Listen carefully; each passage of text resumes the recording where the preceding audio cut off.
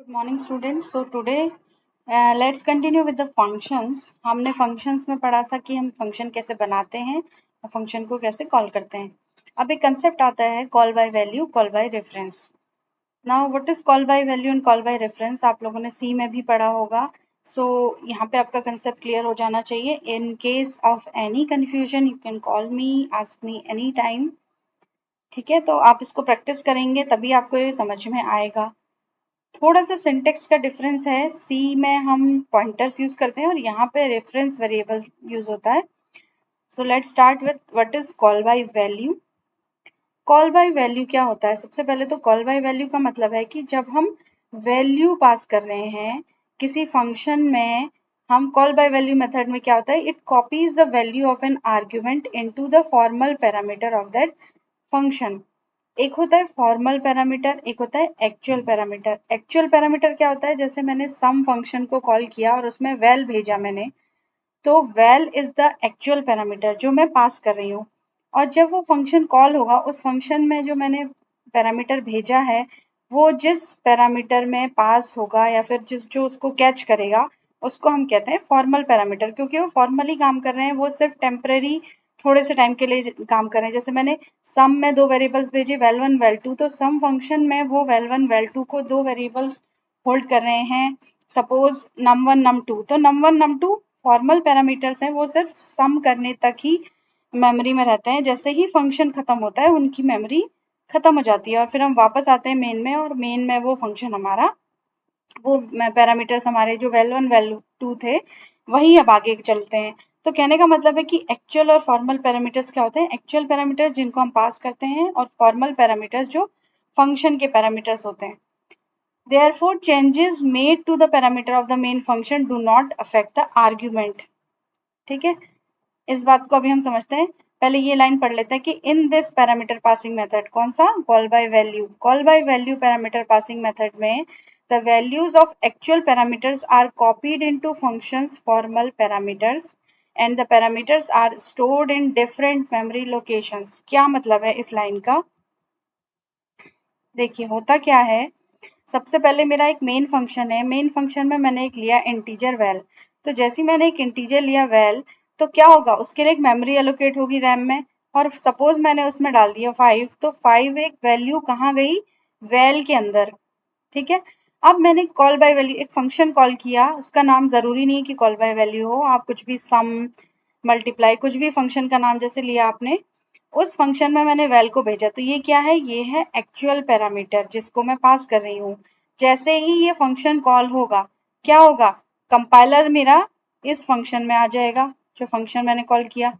अब मैंने यहाँ वैल भेजा है, तो वैल जो मेरा एक्चुअल पैरामीटर है वो कॉपी हो जाएगा इस फॉर्मल पैरामीटर में. जब मैंने वैल भेजा है तो यहाँ पे फंक्शन में उसको कैच करने के लिए एक पैरामीटर होना चाहिए जो कि यहाँ पे सेम नाम है. मैंने वैल जानबूझ के सेम नाम लिया है क्योंकि आप कंफ्यूज नहीं होंगे.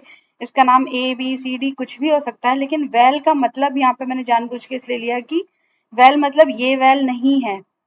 मैंने यहाँ से वैल भेजा तो वैल की वैल्यू मैंने भेजी जो कि 5 है. ये वैल्यू यहाँ आके जो इंट वैल नया वेरिएबल डिक्लेयर हुआ ना, इंट लिखा है इसका मतलब वेरिएबल डिक्लेयर हो रहा है, तो इस फंक्शन की मेमोरी के अंदर एक नया वेरिएबल डिक्लेयर हुआ वैल.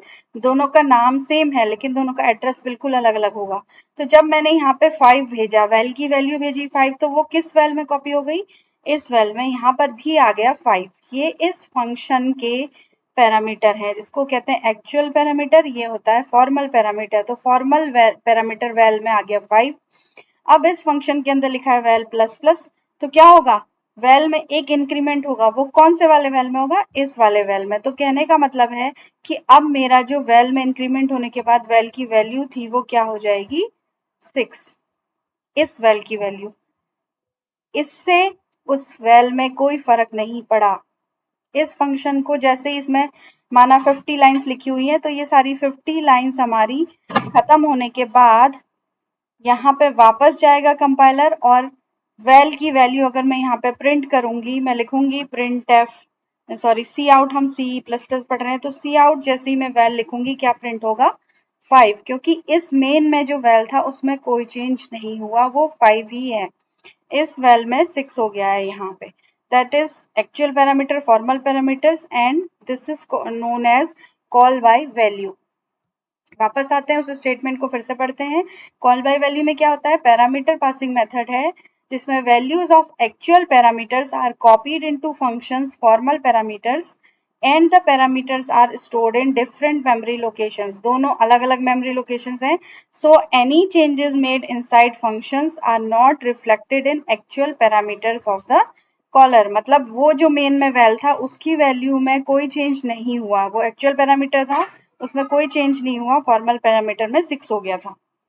नाउ यहाँ पे एक एग्जांपल दिया हुआ है कॉल बाय वैल्यू का. एक इंटीजर है मेन में a10, तो जो मेमोरी क्रिएट होगी a के लिए उसमें 10 है. अब ये वॉइड इंक्रीमेंट क्या है? एक फंक्शन यहाँ पे बनाया हुआ है. ठीक है, दिस इज अ प्रोटोटाइप. ये प्रोटोटाइप है, ये यहाँ पे ऊपर होना चाहिए, बाय मिस्टेक यहाँ पे लिख दिया है. वॉइड इंक्रीमेंट ये ऊपर आएगा. अब हम क्या करेंगे? इंट a में 10 है तो बिफोर फंक्शन कॉलिंग a में क्या प्रिंट होगा? 10. इंक्रीमेंट a, मैंने a में इंक्रीमेंट फंक्शन कॉल किया जिसमें मैंने a भेजा. a मतलब मैंने 10 भेजा, तो 10 आ जाएगा इस फंक्शन में. इंट x में क्या आ गया? 10. ये a जो है वो एक्चुअल पैरामीटर है, x जो है वो फॉर्मल पैरामीटर है, तो x में आ गया 10. तो जो इंक्रीमेंट होगा x में 10 + 1 11 किस में हो जाएगा? x में. तो वैल्यू किसकी प्रिंट होगी? 11. अब वापस जब हम आएंगे तो वापस आने के बाद a में 10 था, 10 का 10 ही रहेगा. तो क्या आउटपुट आएगा इसका? Before function calling 10 value is 11 जो कि फंक्शन में हो गई है, और आफ्टर फंक्शन कॉलिंग 10 ही रही वो वैल्यू. किसकी? a की वैल्यू. a को हमने पास तो किया लेकिन जब वापस आए तो a में कोई चेंजेस नहीं हुए, a 10 का 10 ही रहा. This is called call by value. Call by reference क्या होता है? नाउ कॉल बाय रेफरेंस एक बहुत इंपॉर्टेंट कंसेप्ट है. सी में जब हम इसे करते हैं तो हम पॉइंटर्स की हेल्प से करते हैं, क्योंकि पॉइंटर्स क्या करते हैं? एड्रेस होल्ड करते हैं. एक लेक्चर हम पॉइंटर्स सी का call by reference, call by value भी कर लेंगे. इन C++ कॉल बाय रेफरेंस क्या होता है? Call by reference method copies the address of an argument into the formal parameter. इसमें एड्रेस भेजा जाता है, मतलब आपने वैल्यू नहीं भेजी. मैंने 5 भेजा था अभी, जैसे डायग्राम में 5 नहीं भेजा, अब मैंने उस वेरिएबल का एड्रेस भेजा. तो एड्रेस भेजा है अगर, तो वहां पे जो उसे होल्ड करेगा, कैच करेगा. अगर आपने 1 ग्लास पानी भेजा है या फिर दिया है किसी को, तो पूरा 1 ग्लास पानी को होल्ड करने के लिए आपको सेम ग्लास चाहिए. सेम ग्लास में आप दे पाएंगे. अगर आपने एक जग पानी दिया तो एक ग्लास में तो वो आएगा नहीं. कहने का मतलब है कि जब हम पैरामीटर्स भेजते हैं तो जिस टाइप के पैरामीटर हम भेजते हैं उसी टाइप के पैरामीटर वहां पर कैच करने के लिए फंक्शन में होने चाहिए. तो अभी मैंने इंटीजर टाइप का वेरिएबल भेजा था, पास किया था कॉल बाय वैल्यू में, तो इंटीजर टाइप का पैरामीटर वहां पे फंक्शन में होल्ड कर रहा था. अब यहाँ पे मैं क्या भेज रही हूँ? रेफरेंस. तो रेफरेंस भेज रही हूँ मतलब एड्रेस भेज रही हूँ. तो एड्रेस में क्या होता है? In this method the address is used to access the actual argument used in function call. that it means that the changes made in the parameter alter the passing argument. अब होता क्या, मैं भी आपको डायग्रामेटिकली भी समझाती हूँ. पहले इसको पढ़ते हैं. In this method the memory allocation is the same as the actual parameters. मतलब कोई मेमोरी एलोकेशन होता ही नहीं है, जो हमने भेजा था उसके एड्रेस पे सारा काम होगा. All the operation in the function are performed on the value stored at the address of the actual parameter. मैंने आपको बताया ना, दो टाइप के पैरामीटर होते हैं, एक्चुअल और फॉर्मल. तो एक्चुअल पैरामीटर के एड्रेस को हम भेज रहे हैं, तो फंक्शन में जो भी काम होगा वो एक्चुअल पैरामीटर के एड्रेस में होगा. And the modified value will be stored at the same address. इसको हम डायग्रामेटिकली समझते हैं. अब मैंने क्या किया? वैल में था 5. अब मैंने कॉल बाय रेफरेंस एक फंक्शन मैंने कॉल किया, इसका नाम कुछ भी हो सकता है. ठीक है, कॉल बाय रेफरेंस. वैल मैंने क्या पास किया यहाँ पे?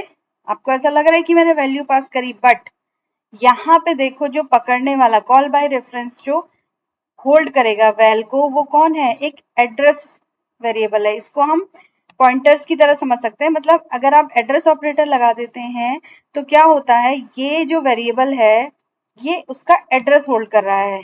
ये सिंपल वेरिएबल नहीं है, ये एक ऐसा वेरिएबल है जो एड्रेस को पॉइंट कर रहा है. कहने का मतलब है कि वैल जो है, अगर मैं यहाँ पे इसका एड्रेस 100 है तो मैंने यहाँ पे भेजा है वैल को, यहाँ पे जो वैल्यू उसको पकड़ रहा है वो कौन है?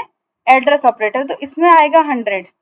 कहने का मतलब है ये एक एड्रेस स्पेसिफायर है, ऐसा स्पेसिफायर है जो वैल के एड्रेस को होल्ड कर रहा है.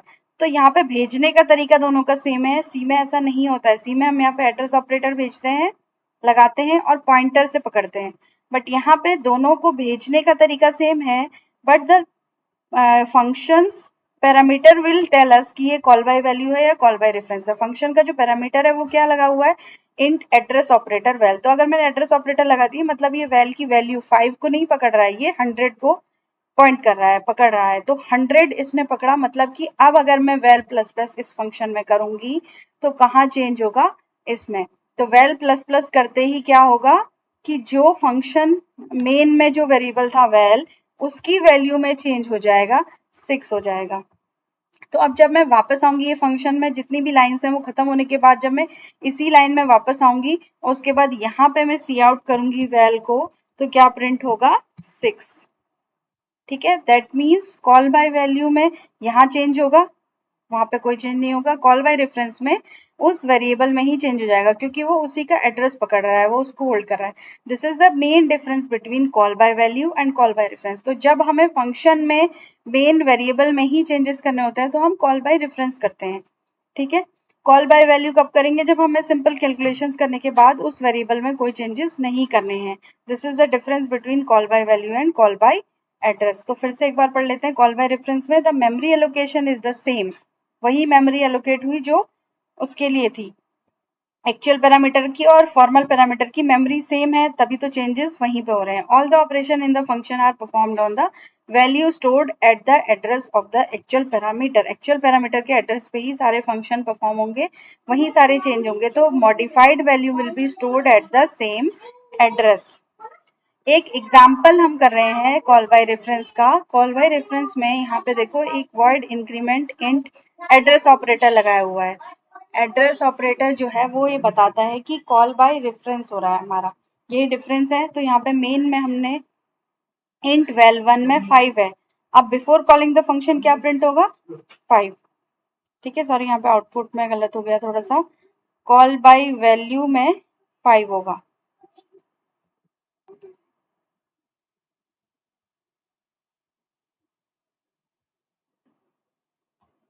एक एग्जाम्पल यहाँ पे देखते हैं कॉल बाय रेफरेंस का। तो हमने एक प्रोटोटाइप जो है, जो फंक्शन हम डिक्लेयर करने वाले हैं, देखो हमने उसमें void increment int address operator, ठीक है।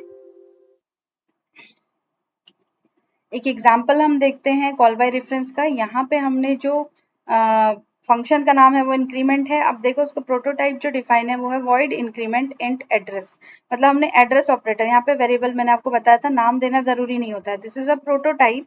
तो हम बताते हैं कि हमारा जो वेरिएबल है वो किस टाइप का होगा, नाम जरूरी नहीं होता।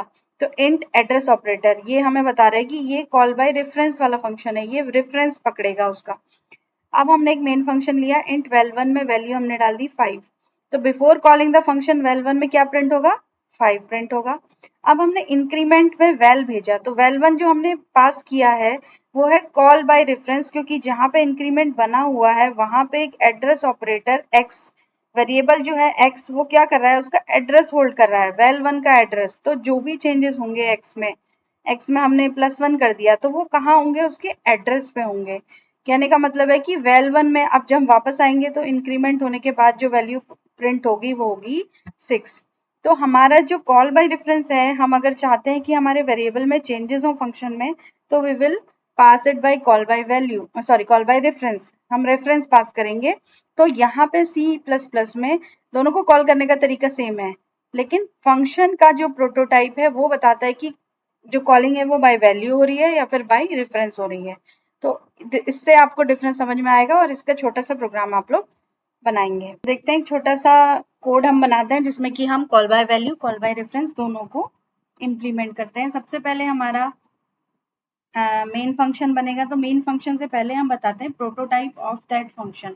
तो सपोज मैं इंक्रीमेंट एक फंक्शन बना रही हूँ जिसमें कि एक वेरिएबल है जिसको हम डबल करेंगे, ठीक है, हम उसको 2 से मल्टीप्लाई कर देंगे। डबल मैंने फंक्शन बनाया, तो डबल एक कीवर्ड है, ठीक है, डबल नम करके मैंने बना लिया। नाउ इसमें मैंने अभी वैल्यू पास करूंगी, तो मैं एक इंटीजर पास करूंगी जिस इंटीजर को ये डबल करके देगा। तो मैंने सिर्फ यहाँ पे प्रोटोटाइप में इंट बता दिया कि इसका एक पैरामीटर है जो इंटीजर टाइप का है, यहाँ पे नाम स्पेसिफाई करना जरूरी नहीं है।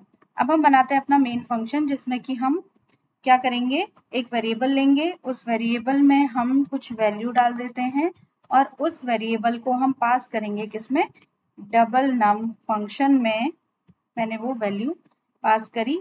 अब हम पास करने से पहले उस वैल्यू को सी आउट करते हैं। तो सी आउट मैंने किया number is before calling function number is, हमने उसे प्रिंट करा दिया, वो नंबर है well।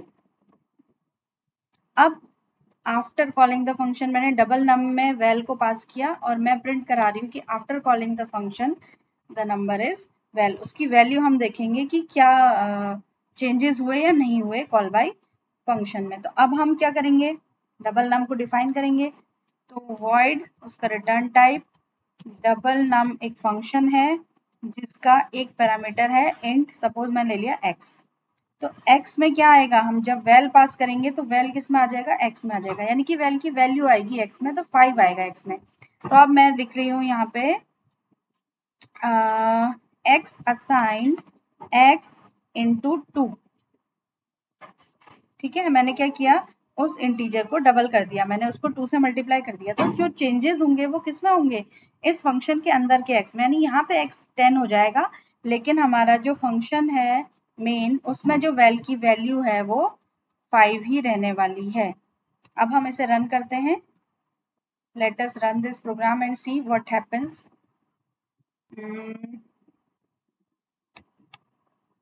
वैल में 5 है, तो before calling the function the number is 5 and after calling the function the number is 5, दोनों सेम रहे, मतलब कोई चेंजेस नहीं हुए। This is call by value. Call by value के बाद अब हम करके देखते हैं कॉल बाय रेफरेंस। तो कॉल बाय रेफरेंस में यहाँ पे मैंने आपको बताया कि प्रोटोटाइप चेंज हो जाएगा, एड्रेस ऑपरेटर लग जाएगा, क्योंकि अब जो मेरा वेरिएबल है वो एड्रेस को होल्ड करेगा, एड्रेस ऑपरेटर एक्स। तो अब मैं वैल जब पास करूंगी तो ये सिंटेक्स तो सेम रहेगा, मैंने पास तो वैल ही किया, लेकिन जो होल्ड कर रहा है वो उसका एड्रेस होल्ड कर रहा है, यानी कि 5 का एड्रेस।